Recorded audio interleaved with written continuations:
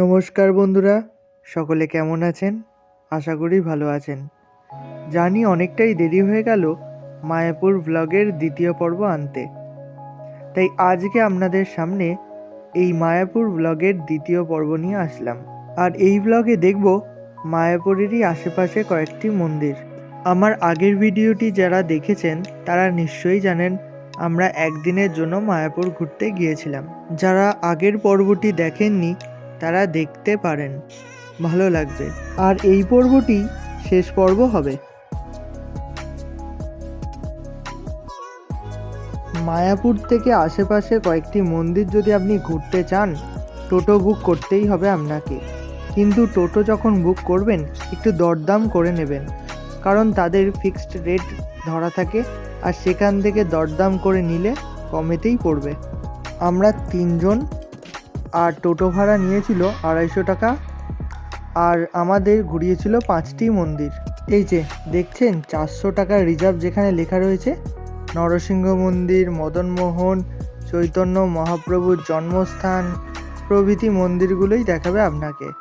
চলুন এবার এক এক করে আমি যে মন্দিরগুলো দেখেছি সেগুলো আপনাদের দেখাই।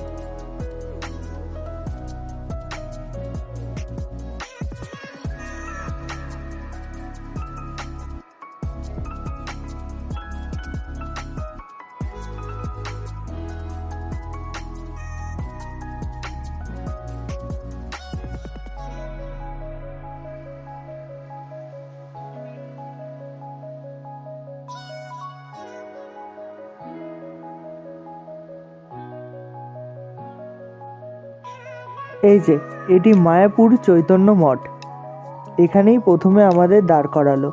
আর এই মন্দিরটি ছিল অসাধারণ, খুবই সুন্দর। এই মন্দিরটি আরেকটি নামেও পরিচিত, মহাপ্রভু চৈতন্যদেবের মাসির বাড়ি। চলুন দেখে নেওয়া যাক।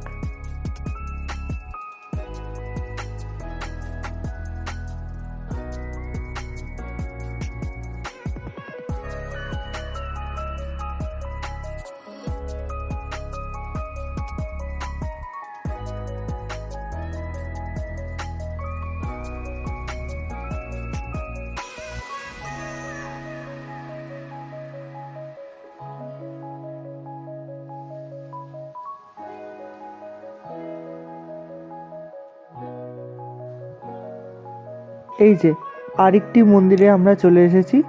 এটি শ্রী চৈতন্য মঠেরই আরেকটি শাখা, শ্রী শ্রীনিবাস অঙ্গন। এখানের মন্দিরগুলিতে প্রত্যেকটিতেই ভগবানের ছবি তোলা নিষেধ, তাই কোনো ভগবানের ছবি তুলতে পারিনি, তাই আপনাদের দেখাতে পারলাম না। এই যে এটি আরেকটি মন্দির যেখানেও নিষেধাজ্ঞা রয়েছে, তাই এই মন্দিরটি গিয়ে বাইরে থেকে আপনাদের দেখালাম। চলুন এরপর আরেকটি মন্দির আপনাদের দেখাই। আচ্ছা, এখানে একটি কথা বলা দরকার আপনাদের। মূল মন্দির মানে মায়াপুরের মূল যে ইস্কন মন্দির যখন বন্ধ হয় তখন কিন্তু আশেপাশের প্রত্যেক কটা মন্দিরই বন্ধ থাকে, মানে দুপুরের টাইমটাতে। আমাদের যেমন একটি মন্দির বাইরে থেকেই দেখে আসতে হয়েছে, ভিতরে যেতে পারিনি, মন্দিরটি বন্ধ ছিল। সেটি হলো নরসিংহদেবের মন্দির। আমাদের আরেকটি জায়গাতেও যাওয়ার ইচ্ছা ছিল, কিন্তু টোটো ভাড়া বেশি চাইছিল, তাই যেতে পারিনি, ফিরে এসেছিলাম স্টেশনেই।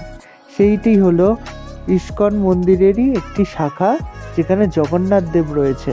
যাই হোক, আবার যখন আসবো তখন জগন্নাথ মন্দিরে আসবো, আর আপনাদেরকেও সঙ্গে আনবো। এবার ফেরার পথ ধরেছি, অর্থাৎ আবার নৌকা পার হতে হবে, মায়াপুর ঘাট থেকে নবদ্বীপ ঘাটে যেতে হবে। তাই যেই টোটো করেই আমরা আশেপাশে ঘুরলাম সেই টোটোকেই বলেছিলাম একেবারে আমাদেরকে ওই গঙ্গার ঘাট অবধি পৌঁছে দিতে, তাই সেই দিয়েছিল। এই যে গঙ্গার ঘাট এসে গেছে, আর এখান থেকেই আমরা ফিরে যাব নবদ্বীপ ঘাটে। যেহেতু রাত্রির হয়ে গেছিলো তাই আর ভিডিও করতে পারিনি, আর ট্রেনও চলে এসেছিলো, 6:30টার ট্রেন ধরে আমরা ফিরে এসেছিলাম। চলুন তাহলে ভিডিওটি এখানেই রাখছি।